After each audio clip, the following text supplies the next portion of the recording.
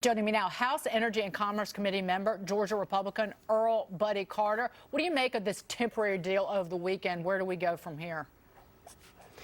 Well, certainly this is good news, exciting news, and I cannot applaud the president more for his efforts here. Listen, this is something that should have happened years ago. We have to call China out. China is a bad actor, and they've got to play fairly, and we've got to have fair trade. That's all we want. So the president has showed outstanding leadership on this. Yes, it's caused some short-term pain for many of our companies, and particularly in our ag community, but at the same time, we're going to have some short-term pain in order to get some long-term gain. When is the long-term gain coming? Because, again, this is just a resumption of the trade negotiations with a waiver for Huawei, which is certainly some people might be concerned about that, even people working within the White House. Well, and that is something that we have to keep a close eye on, and we are certainly concerned about it in Congress. It's something that we talk about quite often, but I think you're seeing the results already. Look, people think that economic sanctions don't work, but they do. People think that tariffs don't work, but they do. And this is causing China a lot of problems. This is why they're coming back to the table now. It's hurting their economy. It's hurting them, these tariffs are. Tariffs work, Jonathan.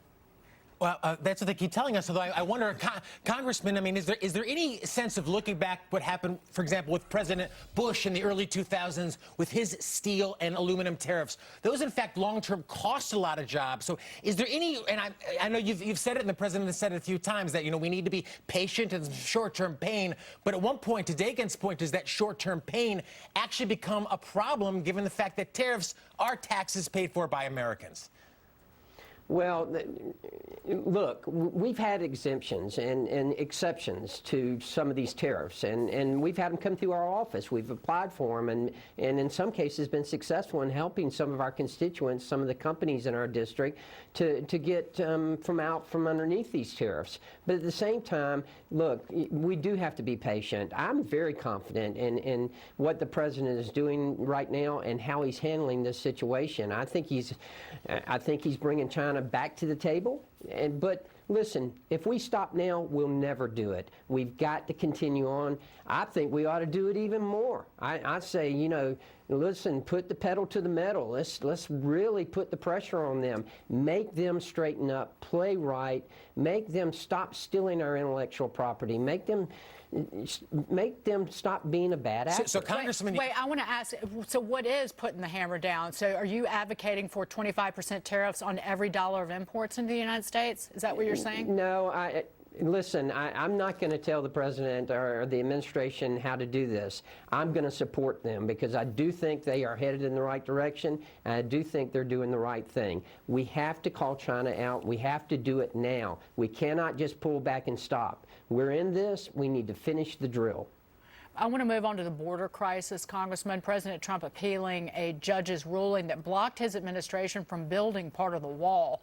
The president looking to use funds intended for anti-drug activities, arguing that the wall would keep out illegal immigrants and drugs.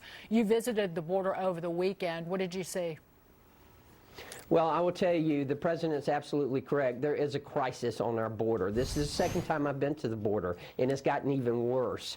We were at one area, one point of entry where some of the illegal aliens were coming in. We were there for less than 15 minutes. In that 15 minutes that we were there, 20 different people came up. 3 different groups of people came up.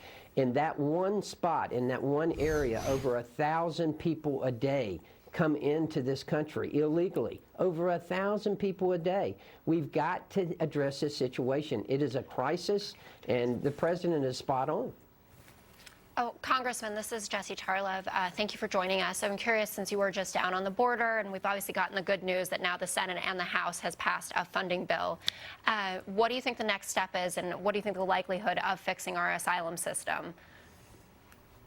Well, first of all, we got to do 4 things. The first and foremost, we've got to secure our border. Yes, that means building a wall in certain areas. It also means technology. It also means boots on the ground. We've got to address our immigration laws, as you pointed out. We've got to tighten them up. We've got to address the Flores Amendment. We've got to address some of the other asylum laws. We've also got to build up our infrastructure, particularly our court infrastructure, increase the number of judges, and get the process flowing even quicker. And fourthly, we've got to address what I refer to as the magnets. What's bringing these people up here? Is it the high wages, the quality of living? And you know, we've done this in one way. If you look at the USA, what that trade agreement is going to do is to increase the pay in Mexico for some of their people. That in itself will deter people from coming into this country. But the number one thing we have to do is secure our border. Congressman, good to see you. Thank you so much. Earl Buddy Carter, take care. Have a great 4th. Thank you.